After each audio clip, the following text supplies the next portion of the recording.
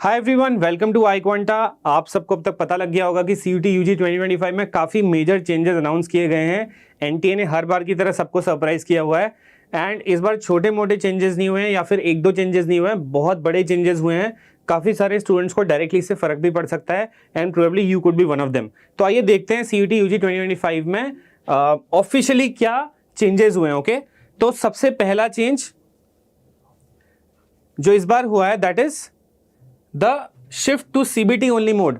पिछले साल बहुत सारे बच्चे इस बात को लेकर परेशान थे कि आधे पेपर ऑनलाइन हो रहे हैं, आधे हमारे ओएमआर शीट पे हो रहे हैं ऑफलाइन जा करके। ऐसा अब नहीं होगा।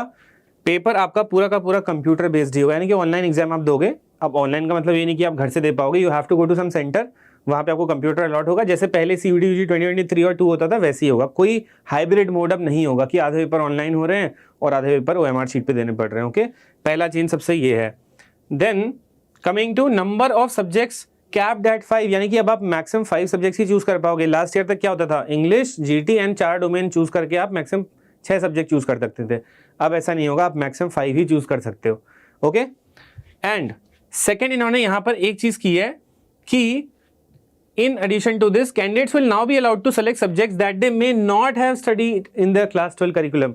तो कई जगह पे ऐसा अलाउड होगा। ओके, कई कोर्सेज में ऐसा अलाउड होगा कि आपने अगर आपको एक पर्टिकुलर कोर्स करना है किसी पर्टिकुलर यूनिवर्सिटी के अंदर, आपके पास वो रिक्वायर्ड सब्जेक्ट्स नहीं है, सब्जेक्ट कॉम्बिनेशन नहीं है, आप किसी भी सब्जेक्ट कॉम्बिनेशन को दे करके उस पर्टिकुलर कोर्स को कर सकते हो। इस पर और क्लैरिटी आनी अभी बाकी है। ओके, ये मत सोचिए कि ये फुल एंड फाइनल है। जब तक ऑफिशियली कुछ नहीं आता, एक ऑफिशियल डॉक्यूमेंट हमारे पास नहीं आता कि क्या होगा, क्या कॉम्बिनेशन होगा एक पर्टिकुलर कोर्स के लिए किसी यूनिवर्सिटी में, तब तक हम इसको बात के लिए रखते हैं। Okay, coming to another change which is 60 minutes for all exams.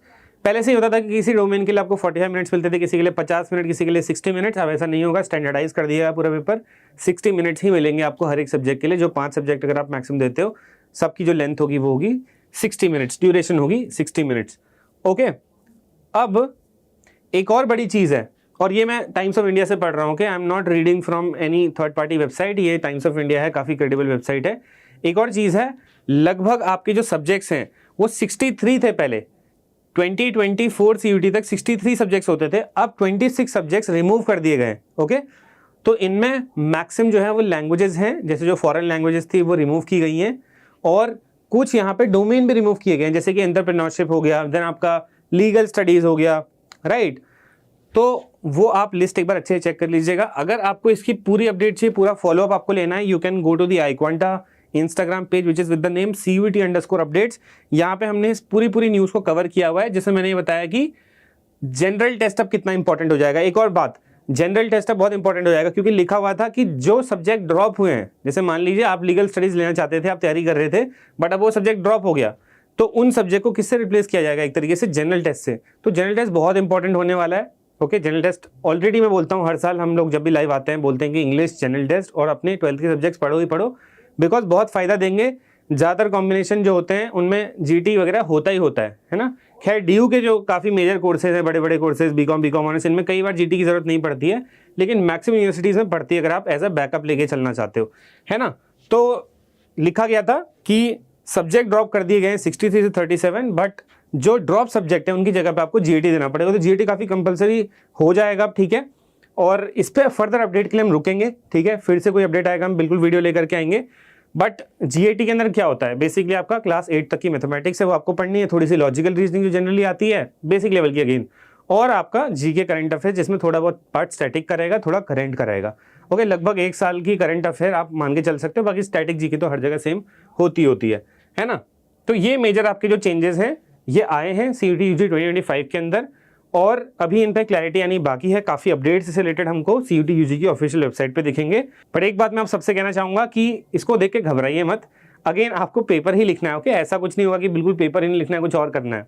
You have to still write a test, but format इसका थोड़ा चेंज हो जाएगा, और बहुत बड़ा ड्रास्टिक चेंज नहीं कर रहे हैं। बस एक चेंज के अलावा यहाँ पे एक और चीज़ कर दी गई है कि आपको सारे के सारे क्वेश्चंस जो हैं अब वो करने पड़ेंगे। ऐसा आ रहा है अभी तक, ओके, निकल करके।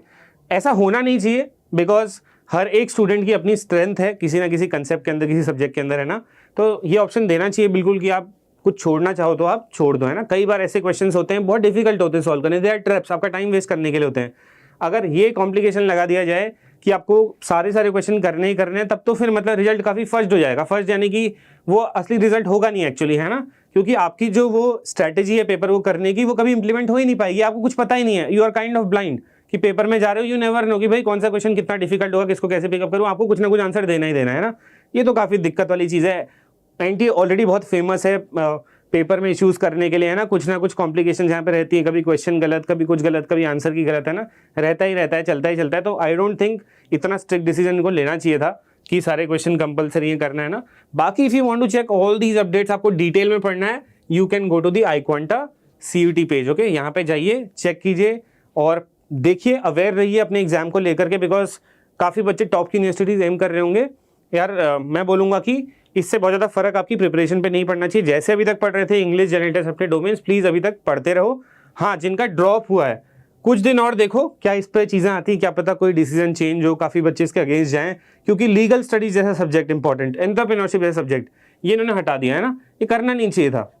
तो देखते हैं, stay with us for all the updates, subscribe to the iQuanta CUET channel and I will see you again.